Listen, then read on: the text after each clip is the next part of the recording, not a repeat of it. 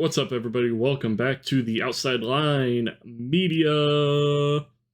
We are talking about the absolute worst part about the Christmas in motorsports, and that is the Monaco Grand Prix. Honk shoe, honk shoe. Truly. One on-track pass, Lance Stroll, when it comes to getting P15, he don't play. Hell yeah. Brother becomes prime Senna when he's passing someone for 15th in an irrelevant race. Look, all I'm going to say is the Weenie 500 had more passes than the Monaco Grand Prix. And that's fact. Check out our Weenie 500 video coming out tomorrow. Yes.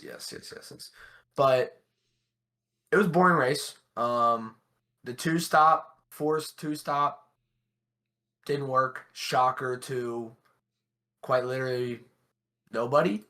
I was hopeful, but I didn't have faith. It didn't do anything. Mercedes is being stupid and just like not stopping for some reason. Same with Red Bull. Max didn't stop until the second to last lap. We were catching most of this through the F1 Kids broadcast. Did you know that the pit lane is where you go to make pit stops, guys? Yeah. So unfortunately, with my cable, for some reason, I wasn't in my in-home Wi-Fi, so I couldn't watch it on my phone. We were obviously at the Indy 500. But we watched the kids broadcast. It was a boring race. I didn't miss much. Shout out ESPN2 for getting the F1 Kids broadcast. That seems really high for the F1 Kids broadcast. Yeah, I guess they'd only need ESPN today, so since they weren't getting it. So, but Norris won. He tried to lose the lead into turn one. He couldn't. He locked the race. Even Norris couldn't bottle in Monaco. Yeah. Charles P2. Chef's kiss. We love that. And a Piastri P3 to round out the podium. Max Verstappen right there in fourth. What delusional take did I see from a Norris fan? I don't know. It was something about the Indy 500. They might have been calling... I think they were calling Norris a better driver than Scott McLaughlin. Yeah, weirdly, I did see that this week. Like, a weird Twitter debate. Scott McLaughlin versus Lando has broken out. And I'm like, first of all, literally they're calling him a nobody. And I'm like, dog, this guy was the god of sports car supercars. Yeah. Sorry, I'm so fired up right now. They call this man the god of. They're like, it was literally, if it wasn't SVG winning, it was Scott McLaughlin winning. Yeah. And in 2 years, right, he had pole lap for the Indy 500. Mm-hmm. My brother in Christ, that's a good driver right there, believe it or not. He figured out ovals. He's competitive. He figured out ovals pretty quickly. Because he's been with Penske, 4 years now? 5 years? I feel like he's been in the U.S. for a little bit, but he won his first oval race last year. So he's figured him out faster than Pelot has. Yeah. It's just, unfortunately, he keeps getting caught in cheating scandals. And that doesn't do much to help your championship position. Same with Will Power. I mean, I love how we're just talking about IndyCar on the F1 episode because we have nothing to talk about on the F1 episode this week because of Monaco. Scott McLaughlin. Just real quick, we'll clear this because I'd say it's to the Lando fans. I think he has more wins than Lando Norris, doesn't he? 56 wins in supercars. Oh, we're talking You shut the fuck up. All right, 106 podiums, 76 poles in 253 races. He won 56 out of 253. That's about 20% win rate. Damn near at a 50% pole ratio. Probably at a 40% pole ratio. Like I said, if it wasn't SVG's probably the other, probably 70%, and then you've got 10% for the rest of the field. And SVG hasn't figured out ovals yet. Well, he will. Actually, in a car that's closer to the supercar, to be fair, too. Yeah. But we'll move out of that. How long has Scotty Mac been in IndyCar? It says over 5 years, but I don't think that's his first race. 2020. So yeah, this is his fifth. Was it? Oh, I don't know the 2020 schedule actually. They should have had St. Pete, actually. That should have been Yeah, the that was his first. first race. Yeah. His first, Because St. Pete's usually in February, and that would have been before all the COVID stuff. yeah. Yay, now we're going to get a banner talking about COVID-19 under the video. Yay. But yeah, it was just a boring race. Yeah, 5 drivers finished on the lead lap. Jesus Christ, 5 drivers finished on the lead lap. Teams were just going 7 seconds off the pace to build a gap for their drivers to be able to pit. Just slow jockeying. I mean, when you can literally slow people up like 30 seconds to get a free pit stop. George Russell had a drive-through penalty and still came out ahead of Alex Albon. I just want to say I respect George Russell for intentionally going track limits to get around someone holding everybody up. Fuck that boring shit. I get why they do it. It makes sense. It's a good strategy call. And like, you already know that Alex did not want to do that, but that's unfortunately F1 doesn't have a rule to prevent it, so the teams are going to do it because that's what it takes to win. Yeah, exactly. I mean, this is why I hate F1. IndyCar, you'd get black flagged for that shit. It's just the track, really, more than anything. And the cars. I mean, Monaco used to be a really good track for racing, but the cars have just gotten so big, so heavy, so wide. Formula E can do well there. I mean, Formula E had like 350 passes over their doubleheader or something. I'm about to say something insane. I think you ran GTPs and you could put on a better show than that. Yeah, because GTPs can like do a little rubbing. You could shoulder check someone out of the way in a GTP. Yeah. But overall, boring race. Let's see how the old predictions did. How did your predictions do, Patrick? How many other people on the podium did you get? Mine weren't horrible. I had one person on the podium, but it was Charles Leclerc P2. So nice little 1.5 points right there. I had Oscar and Charles on mine, neither in the correct position. So I got no 2 points there. What about your hit the apex? I had Yuki. No, that did not happen. Ooh, yeah, no, that did not happen. Yippee.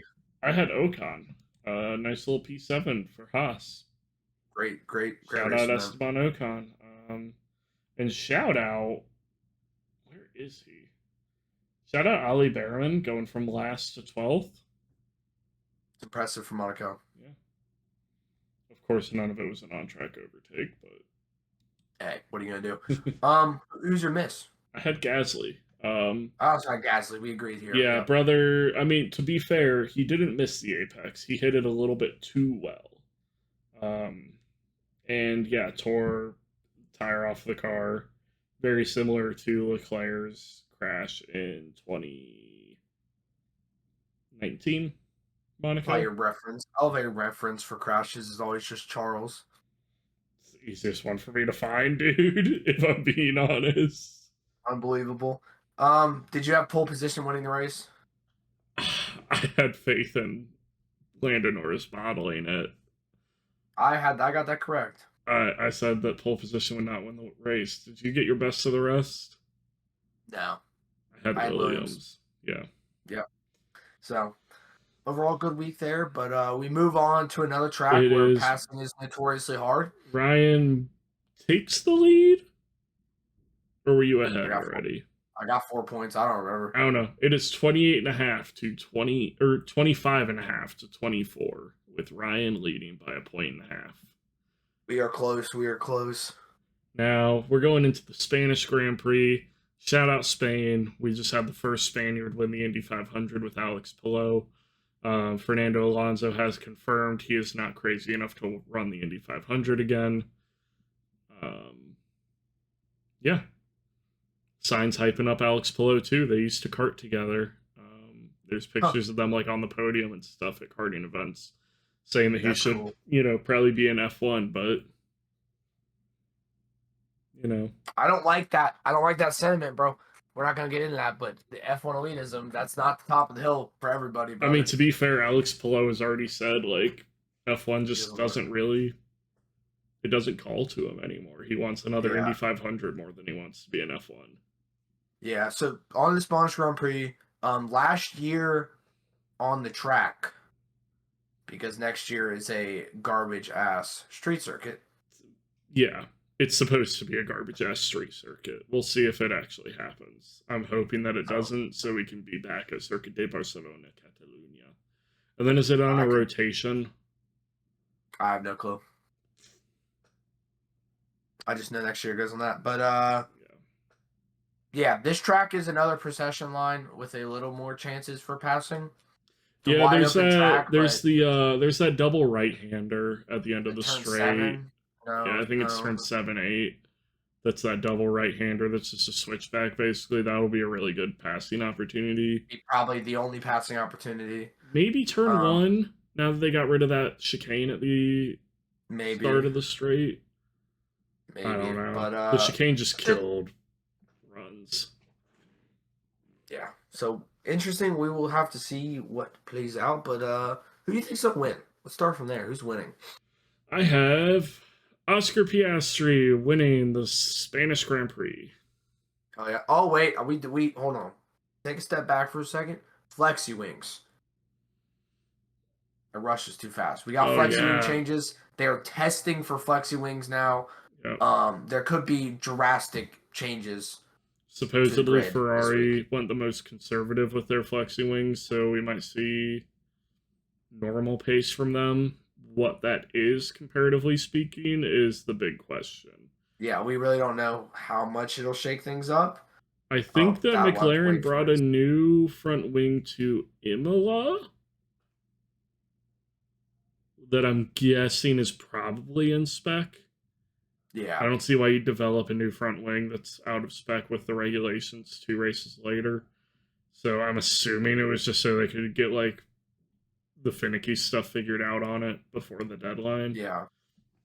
I don't think it'll shake up the order a ton. I hope it does, but I don't think it will. Yeah. And I just hope it does from the pure McLaren hater in me. So with that covered, we'll go back in. I have Max winning the race. I think the flexi change will affect things. I think the grid's going to be shuffled. I'm just hoping. I'm delusional. Yep. I mean, you're a Ferrari fan. Yep. What about your P2? Okay, bitch. I've got Lando Norris P2. I got Charles. So, what are you going to do? I will be delusional. Who's your P3? I got Max Verstappen P3. We got the old Piano Ver. Certified Hood Classic. I'm going a crazy grid this week. I had George Russell in third. Wow, you're going crazy, and the guy with like the most P3s out of the season. You want to see P3 today, yeah? Hey, it's a crazy prediction when I have no McLarens on the podium, all right? I mean, yeah, but George Russell P3 isn't really crazy. All right. I thought it was, because that would mean he'd have to theoretically be ahead of, in my predictions, both the McLarens. I feel like this is just your safe bet to get a 1.5 no matter what. Has he even gotten P3 this year? Brother, he's been on the podium like 4 times. I don't remember. I think it's always been P3. It's George Russell. Who's your hit the apex this week? My hit the apex is Haas in general. I think Haas will have a good week. I think they'll benefit along with Ferrari on the conservative wings versus everyone else. And they've been there. Yeah.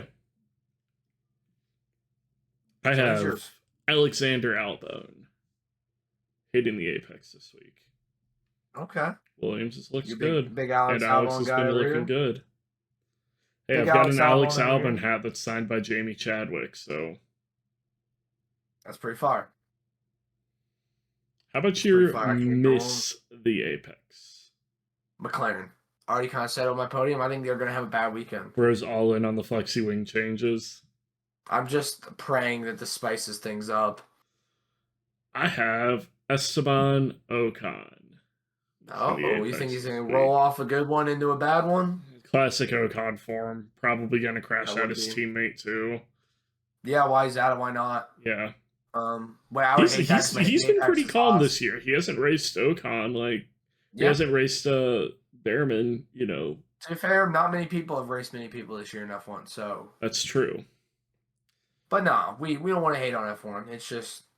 We're I'm hating on becoming a F1. certified F1 hater. I'm begging F1 to get my attention back. Especially after this week, dude. Like, I'm sorry, F1 fans. After Monaco, you have no room to criticize the Indy 500. No room.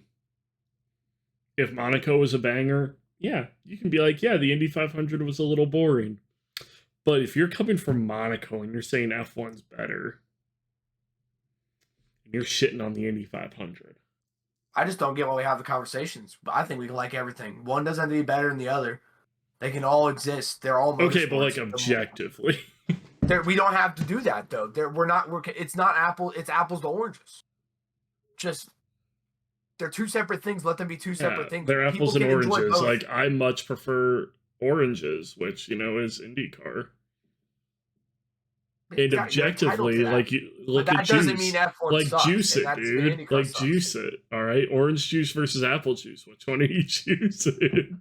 What have we come to with F1? What have we come to? We're talking about apples and oranges. But I mean, like, yeah, just don't come for the good old American motorsports saying that your European sports are better. F1's technically American because it's owned by an American company. Also, all these people saying that the helicopters flying over and all that is propaganda. You're fucking right, it is. It's goddamn USA. Sick. I love that propaganda, though. I loved it. You know what I have to say to that? Propaganda at these nuts. Oh jeez, who's your best of the rest? Well, hold on, just one last thing. When we're talking about F1, fuck Mohammed Ben Sulayem. Always. Fuck you, dude. I hope you lose the election. Yep.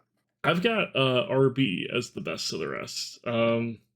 Really vibing with that Hadjar Lawson pairing. Lawson had a really good weekend last weekend, actually. I don't think the results. It was a race where he doesn't have to race. I was gonna say I don't think the results really show it. Oh no, he got P8. Yeah, good weekend for him when he didn't have a chance to fuck it up. So I also have RB though, so I shouldn't be hating. Yeah, brother's like a certified Liam Lawson. He's talking about, oh, you don't have to hate one, but dude is a certified Liam Lawson hater. I'm a hater to my core at the end of the day. Look, I mean, I feel like you and Liam Lawson is basically me and McLaren. And really, yeah. I'm going to be honest. McLaren F1 team really hasn't done anything to piss me off. You can blame era McLaren for pissing me off about all of McLaren. I mean, They did fire my boy Danny Rick, but at the end of the day, it was deserved. It was his time. It was his time. And they replaced him with Oscar Piastri. They won that transaction. I think so. For sure.